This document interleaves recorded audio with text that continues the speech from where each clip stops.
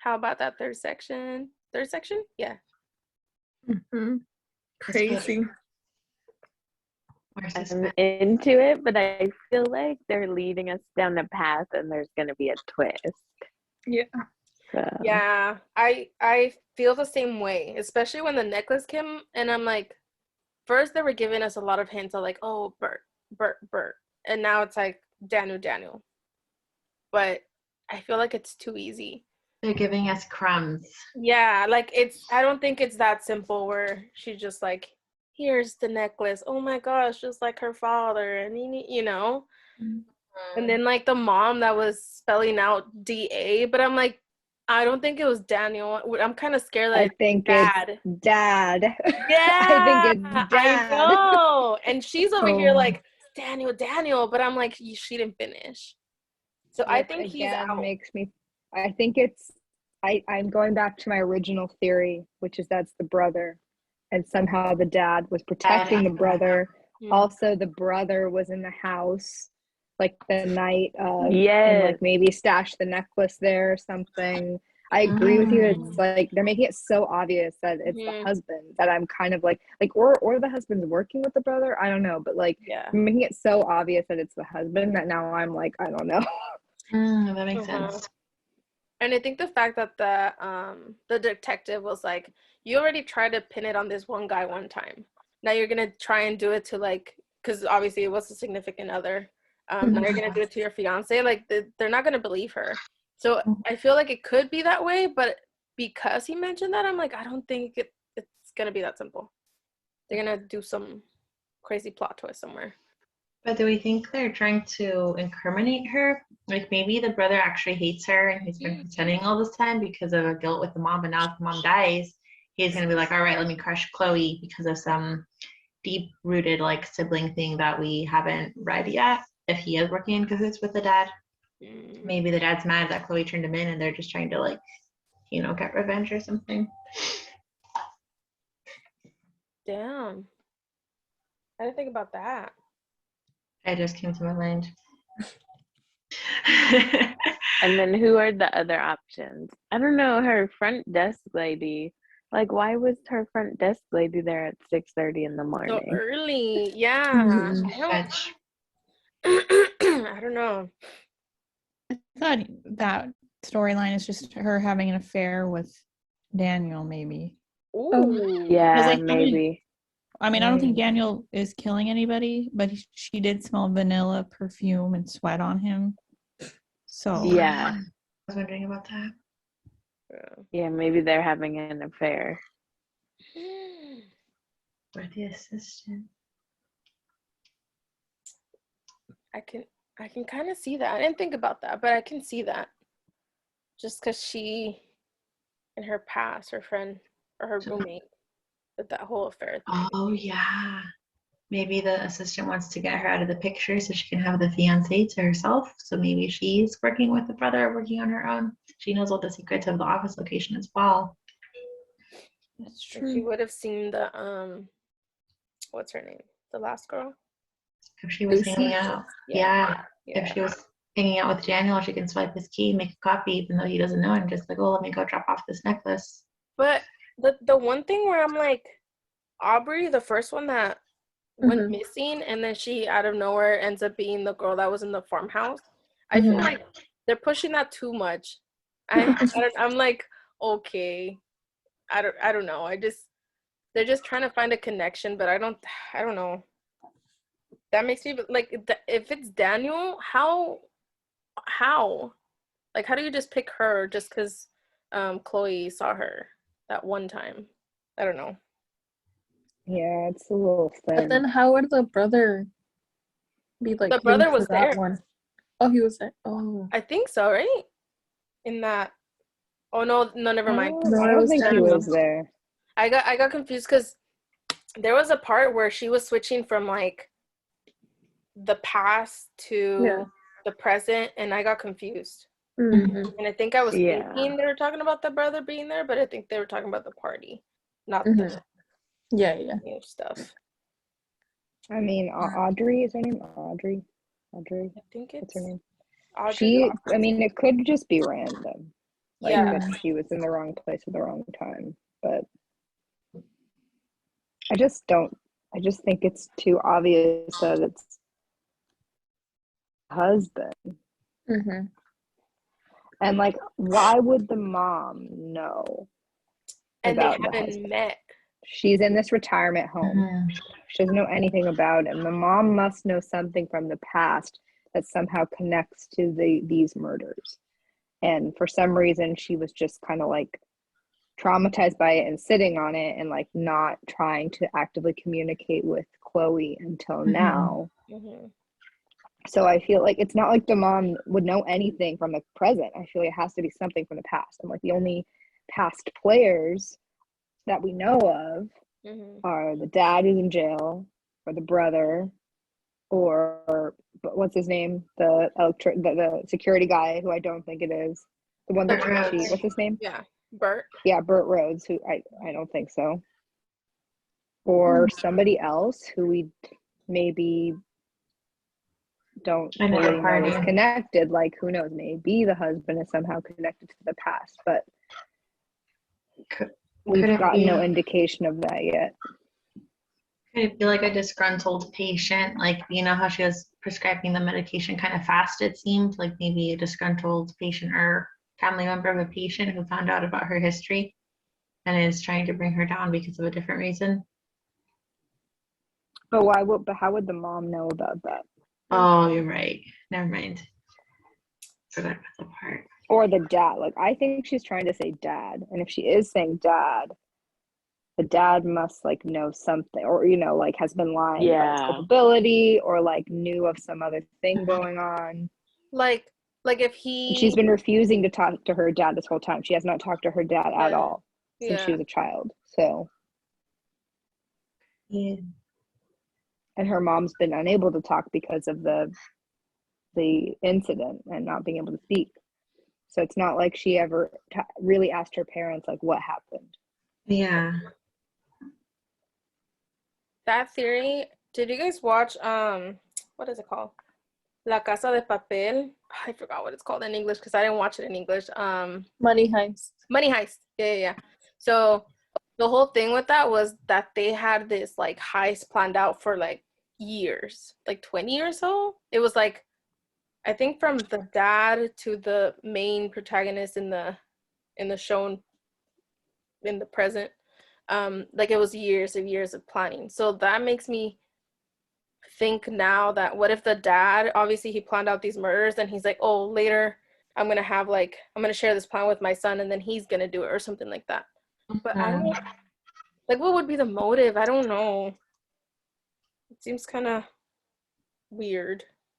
Maybe they're both like secretly hating women because of like the affairs, and then how Chloe has had like relative success. I'm just kind of skimming through the book and I'm seeing the part that Burt Road says like, oh, you have a 6-figure salary, a nice house, blah blah blah. Mhm.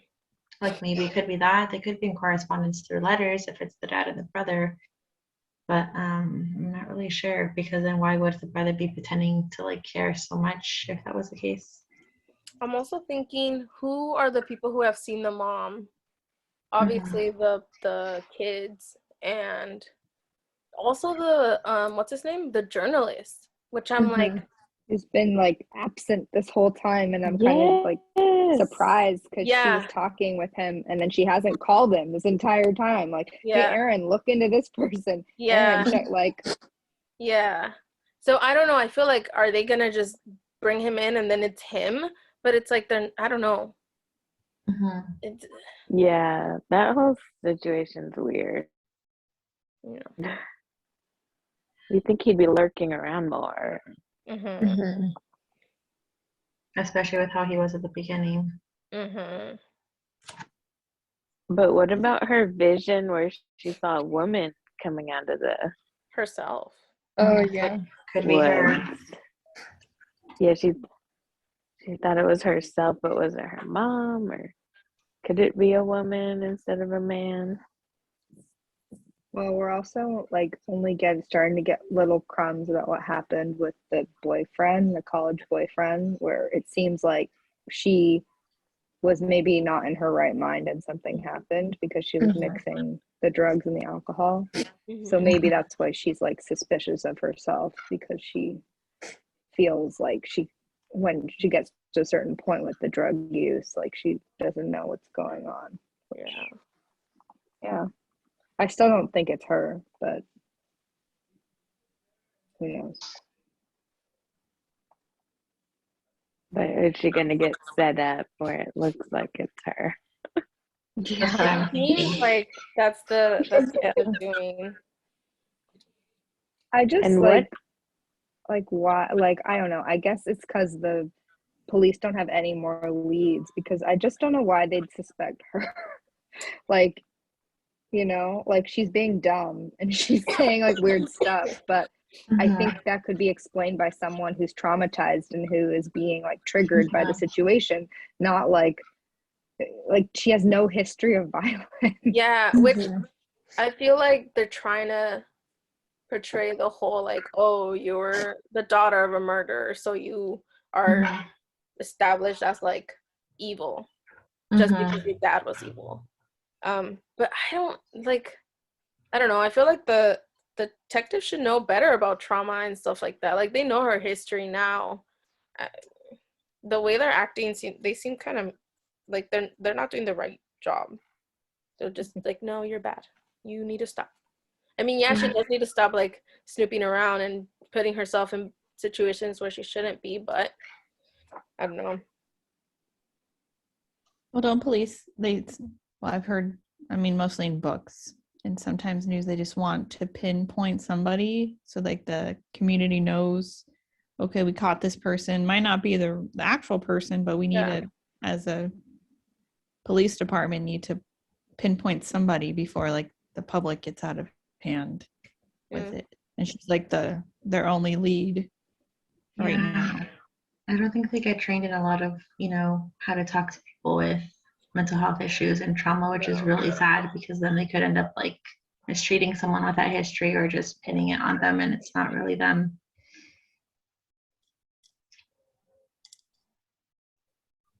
What do you think was in the fiance's briefcase, the evidence she found?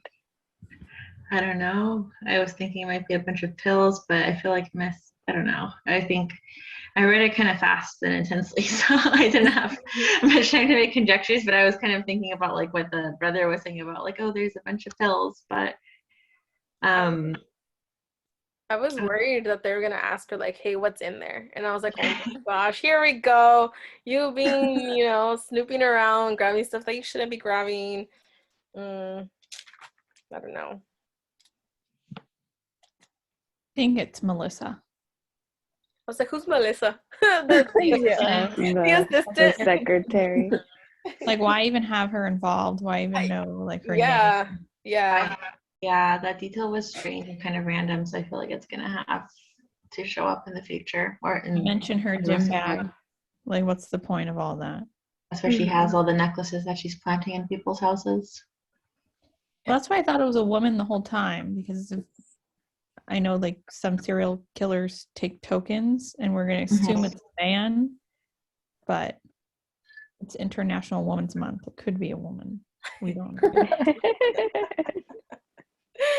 We chose this book for a reason. Equal opportunity serial killers. She would have to know like where to get that specific jewelry too if she's planting it and it's not like the one that actually belongs to the victim. So I mean, it could be. Yeah, they're also pushing the whole like where she's like, Daniel may hurt people, but I don't believe that he would hurt me. The same way that the mom was like, oh, like obviously her husband hurt these girls, but he would never hurt his family and stuff like that. I'm just like, I don't know. I think that's too, not basic, but it's too obvious. I don't think that. It reminds me slightly of It Ends With Us, where the girl was kind of going through that time where she was like, oh, it won't happen, but then like things started happening. Yeah.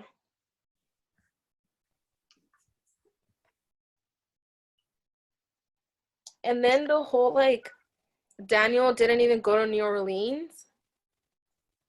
Did he use a different name or completely didn't go? Yeah, like what if his name's different and she doesn't even know his real name? Mm-hmm. Mhm. She could be prescribing medication to a fake person. Like, what did And she she find doesn't know out his when they get parents. married? Exactly. Yeah, he doesn't know the parents either. Oh yeah. Is that what she's going to Baton Rouge to find the parents? Or wherever her hometown is? Oh yeah, she was. You're right. Is he from New Orleans? Or she was gonna go to the hometown? She was going to look No, I into his think she's going to past. New Orleans. Maybe she's gonna go check all the hotels to see if he really was there. Mm-hmm. I mean, he could have. If he is having an affair with the office lady, that could be like a really good excuse. Like, oh, weekend conference. Mm-hmm. Come home smelling like vanilla. I thought she was going to go to her hometown, but Mm. now I'm not sure. I mean, she's telling everyone New Orleans, Yeah. but he's from where they live now, right? Or that's what he said.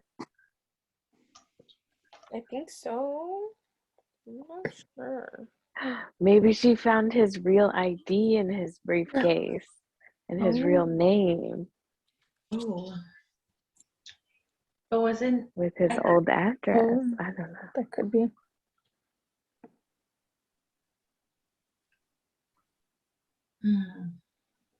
Another explanation for the necklace, if he is having an affair with Melissa and Melissa's the one who did it, maybe she like left it at their house one day when they were, I don't know, doing whatever they do, and he just like pushed it into the closet so she wouldn't see it. But Melissa got the necklace from the girl that she killed, and that's why it just like happened to be there, like she was wearing it or something. Mm-hmm. But was there more jewelry in the box? Wasn't there? I think it was just the box. Oh. Just the box, which is kind of strange. That doesn't really make sense if she were to leave it there. He just put it in a box and threw it somewhere. Mm-hmm. So just thinking. But I like Julie's theory about going to meet his family, finding out his identity.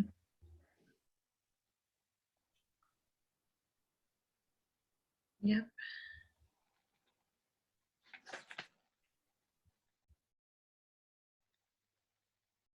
Does the box exist? Or do you know how it disappeared?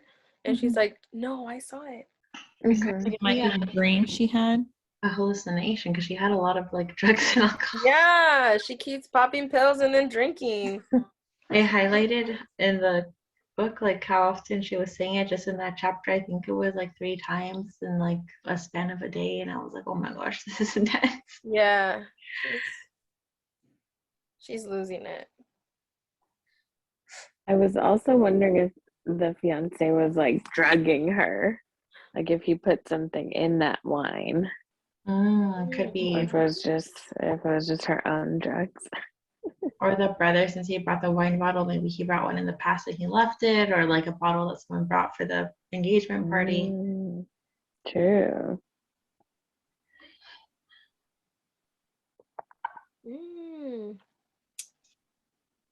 I was thinking that the brother could be one of the ones putting the necklace in, what's his name? Daniel, since he doesn't really like him. Mm-hmm. Frame him. To break them up. Mm-hmm. That's a good idea. But that's so much. Well, I guess if you really don't like someone, I guess you could do it. But that's a lot. That's a lot to try and get rid of someone. But if they're getting married, it's gonna be, your family. So maybe. He could be desperate, like the mom's about to die, the dad is in jail forever, and if his sister gets married and he doesn't like the guy, he might see as like all his family's being taken away from him, so he wants to stop it. Do you guys think that you will be disappointed if it is the husband? I feel a little silly because I totally was thinking it was the husband, and you all came up with like really good like what ifs, and I was like, I didn't think about it. I kind of,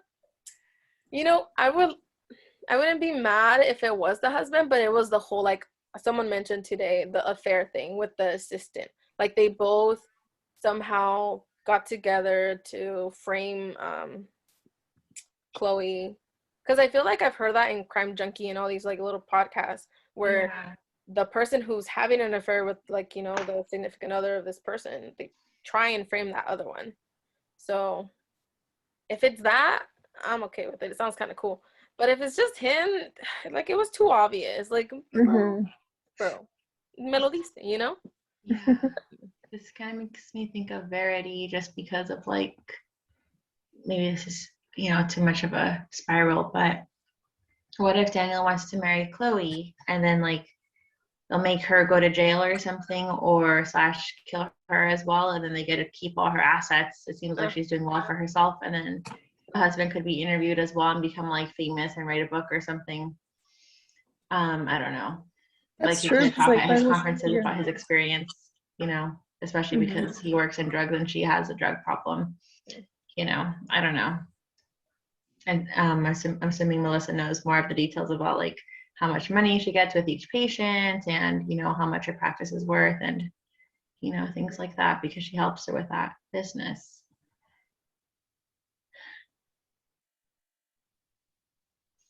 Yeah, that's interesting. I wonder if they've been also maybe like potentially planning it, and like it's coincidentally that the wedding's gonna be in July during that time to like trigger it more.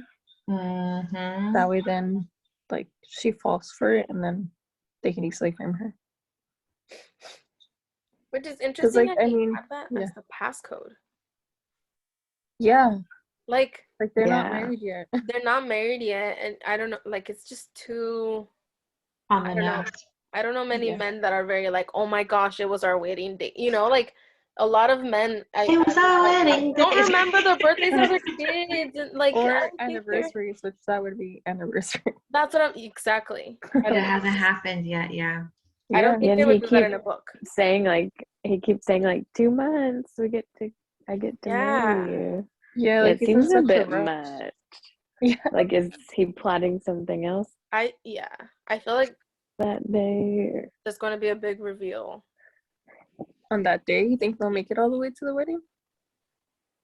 Oh, it's already. Well, they're in June. They're a few weeks away, right? Like maybe 3. It would be a good climax. She's supposed to be having her bash pretty soon, I think. Yeah, that's why I feel like they're close. I don't know. Do you think there'll be another murder when she's away? Yeah. And then they'll try and say, "Oh, well, you were away. Where were you?" Oh, and then it will come out that she didn't bring anyone with her, so it wasn't really a bachelorette party. Then her friends are like, "What? No, you lied. Why are you lying?" Ugh. This reminds me of, I wrote down the saying, the Spanish saying that says like, no hagas cosas buenas que parezcan malas. So don't do, right? Yeah. Don't do good things that appear to be bad. Because I mean, I feel like in all her situations, she's trying to do the best, but it doesn't look too good. Yeah, she's totally setting herself up and like has all those drugs in her office. Why doesn't she think like, I should get rid of these drugs? Because if they search her office and find all those drugs, that's really incriminating. Yeah. She should just focus on herself, forget about the others. Yes, it's traumatic and she's trying to, get through what she's going through, but she should deal with her own. But she could lose her livelihood if all those pills are found as well. Yeah. This is what happens when you have like a lot of trauma and you just don't deal with it for years and years and years and years. Yeah. I was thinking it might not be a bad thing if they find the pills, because I don't think she should be a psychiatrist or a psychologist. Yeah. And really, she tried to prescribe that girl like meds the first appointment.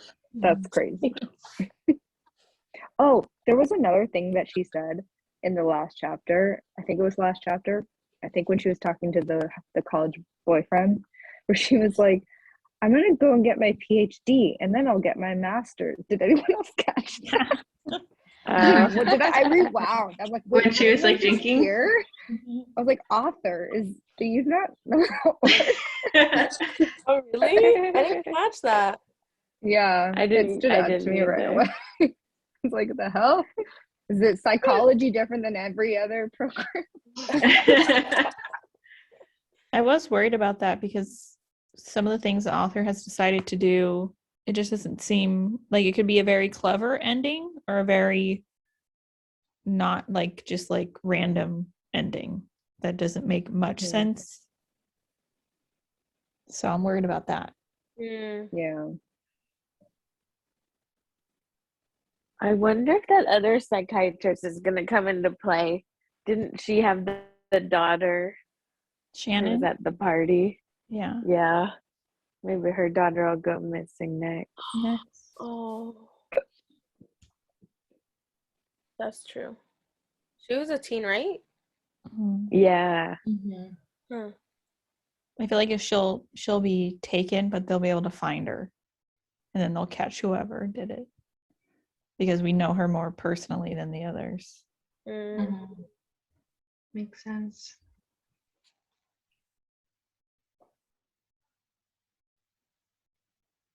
Yeah, the author is definitely trying to throw a lot of red herrings. And if you do that many red herrings, you have to have a good payoff. So we'll see if she is able to stick the landing. Because otherwise it's just going to feel like, oh, misdirect. Okay. I did feel very creeped out. I mean, so far the book hasn't made me feel like on edge because it is like murder mystery. But when she was eating her salmon on the coffee table and then she like woke up with the TV on and it was like an eerie blue light, that made me a little scared. Like if I was reading it at night. That scene was creepy. Yeah. She was on the couch and she could like barely move and I was worried for her. That sound like is he drugging her or is this because she's drugging herself? He does know about drugs. Yeah. That could be a possibility. I was trying to figure out, did she open that wine bottle or was it already opened and she was just drinking? I think thought it was already open. Yeah. Yeah, I I was think from it was the meal leftover. before. Which you think two people could kill a bottle of wine, like so that's just suspicious there was any left over anyway. It's like he's not drinking it. Oh, yeah, he probably drugged it and she's drinking it. Or even the food, because he's cooking the food. Yeah. I wonder if he knows that she's self-medicating.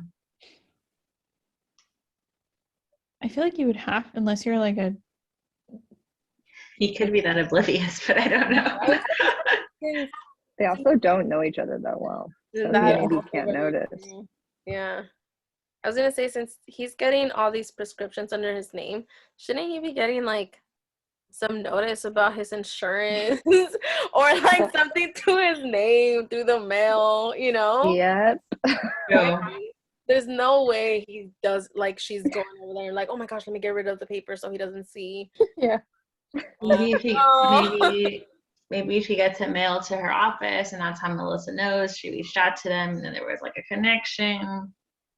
You never know.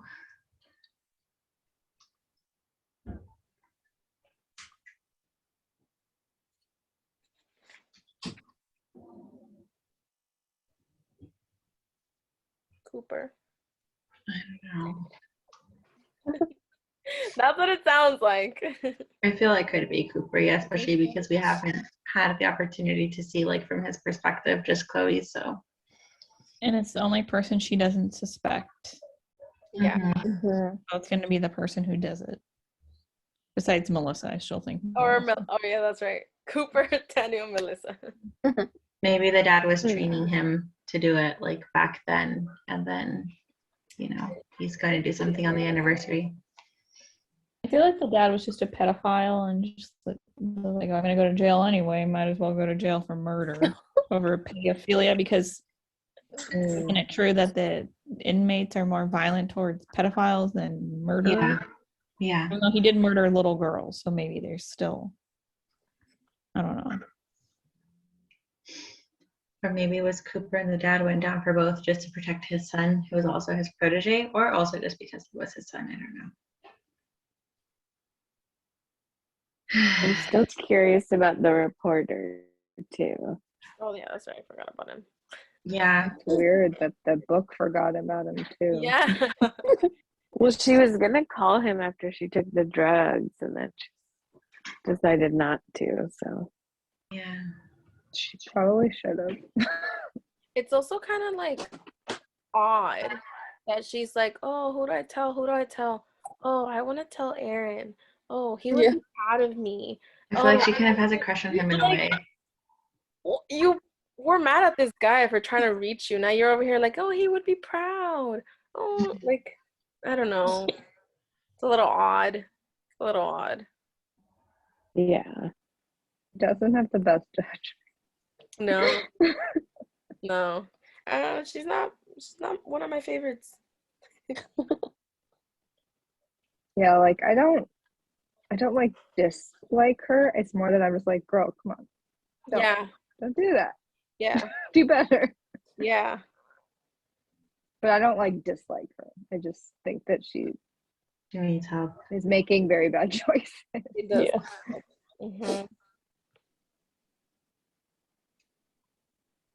I wonder if Bert will do anything too, not like a murder, but just because of the restraining order, like maybe he'll try to make like her identity public or something, in terms of like who her dad is. Or maybe he just will fade to the background too, kind of like the journalist. In my head, there's also like, didn't they say something about parole?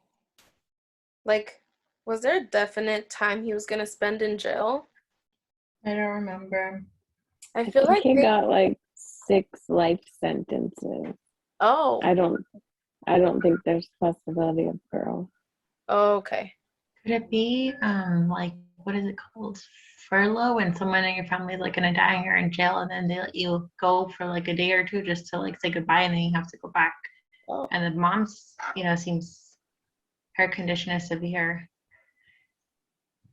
I was thinking maybe that could be a possibility. Hmm. Because at some point I'm like, what if he got out some way? But I don't think he'd be able to get out.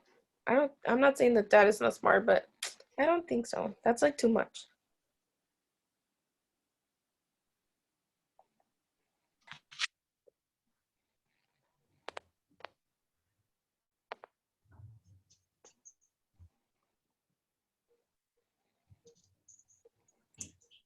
I don't know. We'll see. Last section to the end. Through the end. You guys have to go into the gym. Or if I could not let him in.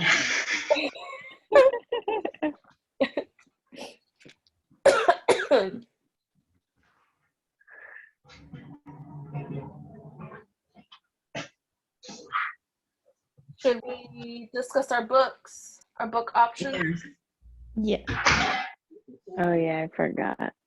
It's okay. I don't know which one.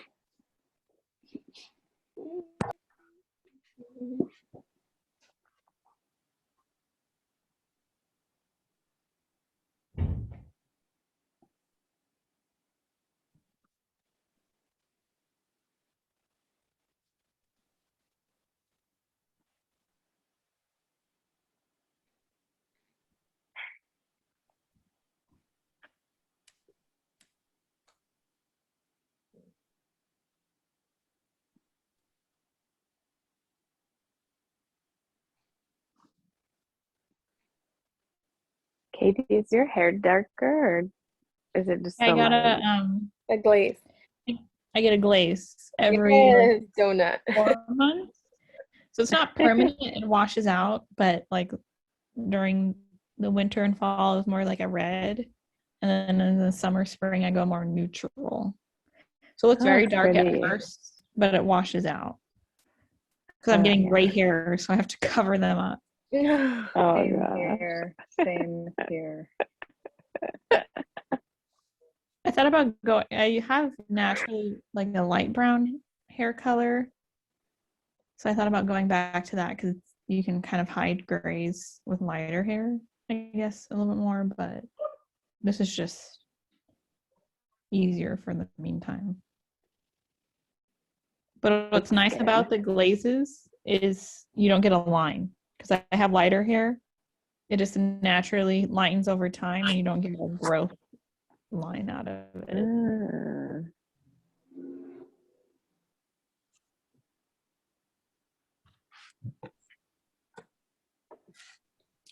I don't know. I want to do. I have my book picked out. Ooh. I want to do historical fiction, but maybe I'll do historical fiction. Okay, who wants to go first? I'll go first. So I think I mentioned before that there's this indie bookstore in my neighborhood that like I only just started going into. For some reason I like never went in there until like a month ago. But like they have this section of like, you know, like new and recommended books, bestsellers and stuff. And it always has something that we've read or like something that we've like thought about reading. So I feel like it's a good, you know, indicator. Yeah. So I went in there on Sunday and I was looking at some of the options and I looked at this book, The Unsinkable Greta James by Jennifer E. Smith. I'll read the description. Right after the sudden death of her mother, her first and most devoted fan, and just before the launch of her high-stakes sophomore album, Greta James falls apart on stage.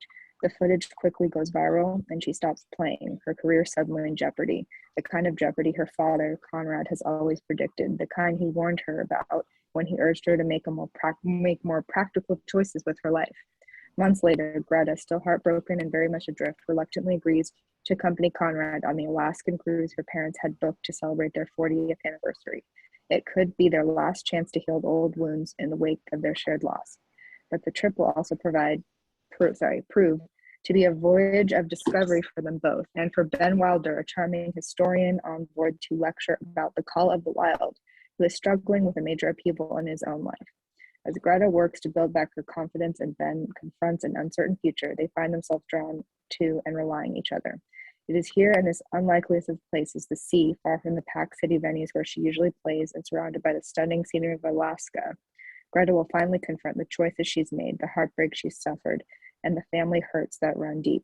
In the end, she'll have to decide what her path forward might look like and how to find her voice again. So kind of like touches on like family trauma and a little bit of romance, I guess, also. An Alaskan cruise. I've always wanted to. Yeah, on an Alaskan cruise. Okay. And oh,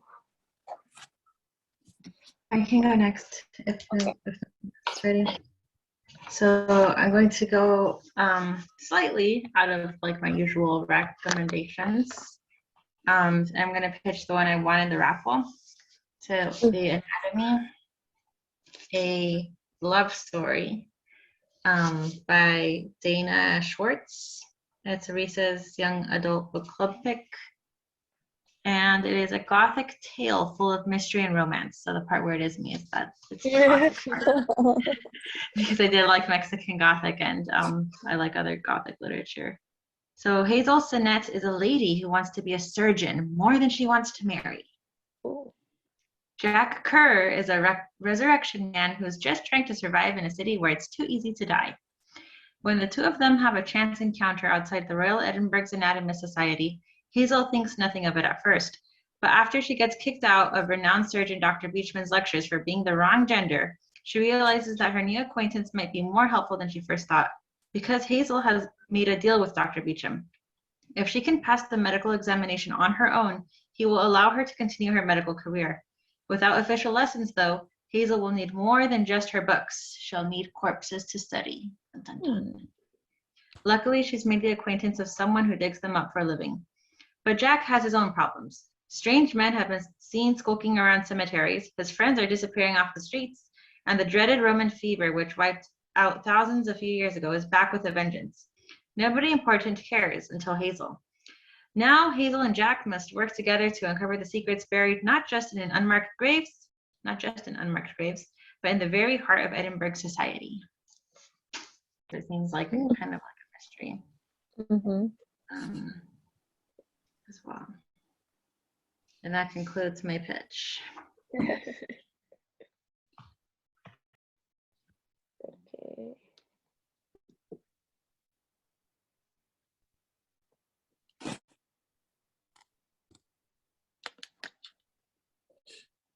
I can go next if we're ready. Yeah. Okay, I'm going to throw us into out of our comfort zone. And I pitched this last week, or last time, but I wasn't at the meeting. I just put it, I think I sent it to Judith, so I didn't really get to explain it. But it's called Under the Banner of Heaven by, I don't know how to say his last name, John Krakauer, something like that. I'm going to call him John Kraken. He wrote Into the Wild, which became a movie. I don't know if you guys saw it, but it's a very good book, Into the Wild. If you haven't read it, it's nonfiction. And this is also a nonfiction. It's a investigative journalism book about the Mormon religion. And it's a very small Mormon community of 40,000. And he talks about this double murder that happened by these two brothers, Ron and Dan Laftery. And they received a commandment from God to kill a blameless woman and her baby. And it's just his investigation of this community, these brothers, why they felt the need to kill this woman. And it's about polygamy and the Mormon faith, all that stuff. So it's a nonfiction, which I don't think we've done. As far as I've been in the book club, we haven't done a nonfiction. We haven't. And he's a good writer. I did read a few reviews that it goes kind of in depth on the Mormon religion. So it's going to have a lot of that in it just to prepare you. Might be a little boring at times if you're not into that. But other reviews, and I've know a few people who read it, really liked it. And they said it's a very good audiobook versus like reading it on paper. Which I find with most of his books, I usually listen to them rather than read them.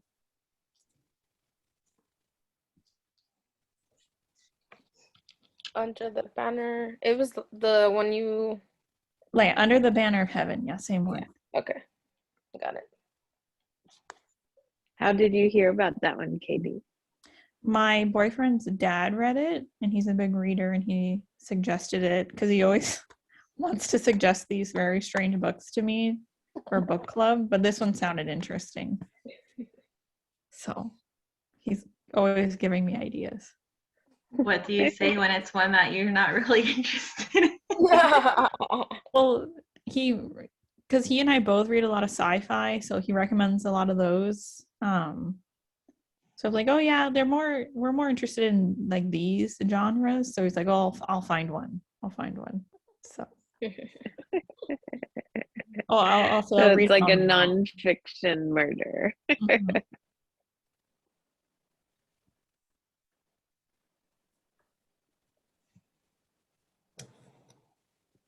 Anybody else?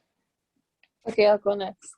I'm between two books, but I think I'm gonna go with our favorite Pauline Hoover. Although I think Chris already read this book. I'm not sure. Wait, I already read that too. Yeah, Oh, the other okay, I'll book. go with See? my I'm a good reader. Girl. and I'm gonna go with Isabel Allende in the midst Okay, of okay. winter. Is that book It good? continues, though. Well, eventually. I didn't like Ugly Love as much as the other Oh one no. we read. Oh. But I definitely read it like in a few days, so it's still good. All right. In the midst of winter, it says New York Times bestselling author Isabel Allende delivers a sweeping novel that brings together three very different people in a mesmerizing story that travels from present-day Brooklyn to Guatemala in the recent past to 1970s Chile and Brazil. Amid the biggest Brooklyn snowstorm in living memory, Richard Bowmaster, a lonely university professor in his 60s, hits the car of Evelyn Ortega, a young, undocumented immigrant from Guatemala.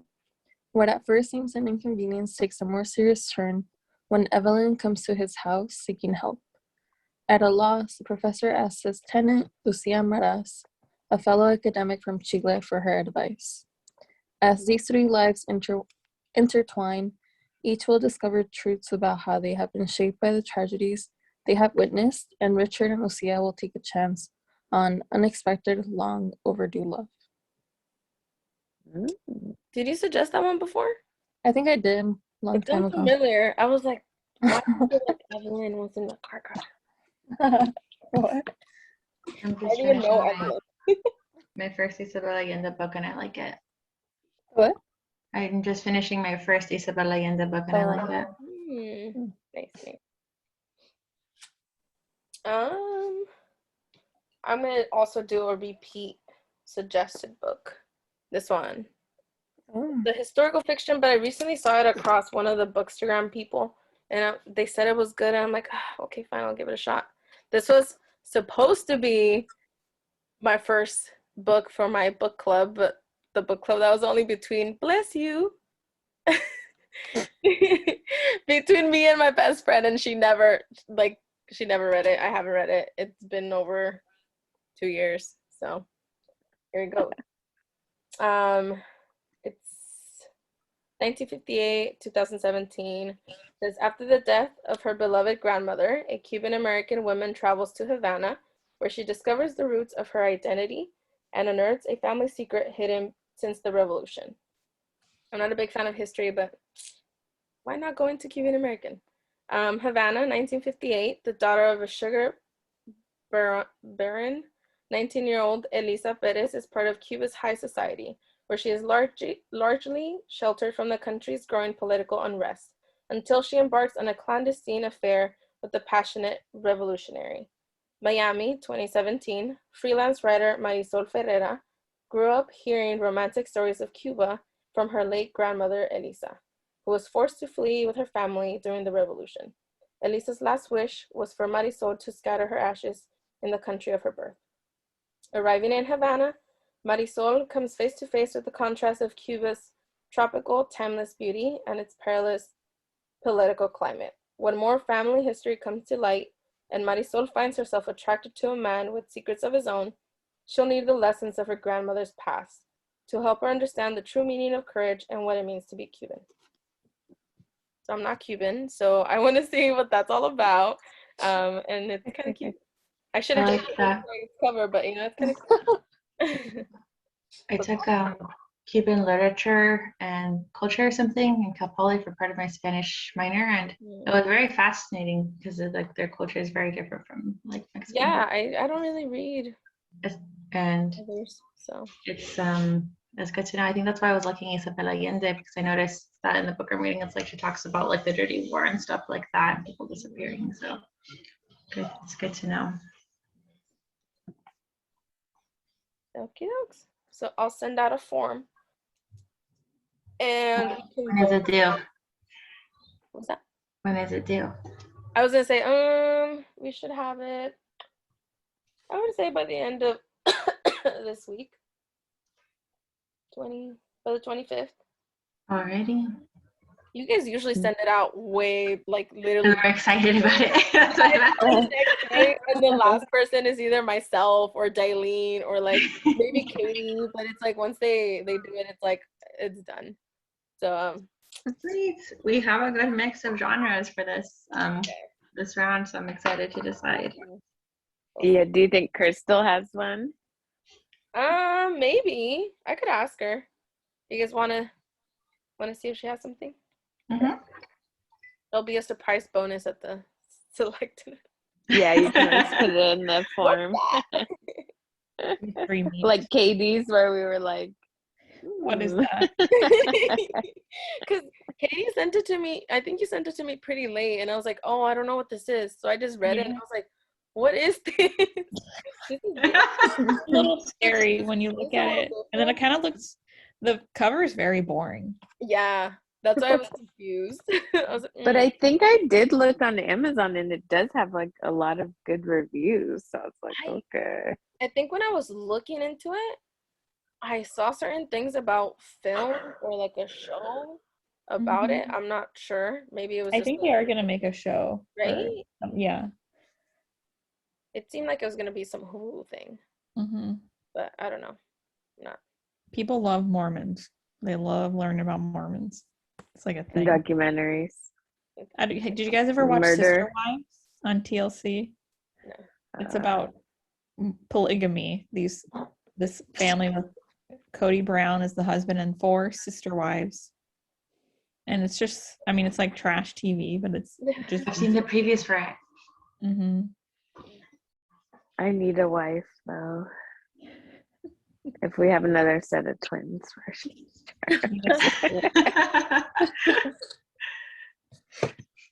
That's what they say as the wives are like, we like the community. That's why they choose polygamy. They like that they have other women to support them, especially with their children. But they all, like, each wife has like 4+ kids. So then the husband has like 20 kids total. Yeah, because he's not doing anything. I So was at least they just- can help each other. I was just gonna say that he's not actually carrying the baby for 9 months, pushing the baby out, and going through the pain. So obviously, he's like, yeah, let's keep going. And this family, he's only legally married to one wife. Not the book, but the show. And he divorced his first wife so he can marry his 4th wife, because so he can adopt like children she had from a previous marriage. But he's still with the first wife. It's very strange. And then the other 2 wives don't even have any married, like, legal marriage with him. They're just with him. That's interesting. Okay. Well, I'll send you guys the form, and I'll see you next week, the 29th. Okay. Good night. Good night. Bye. Bye.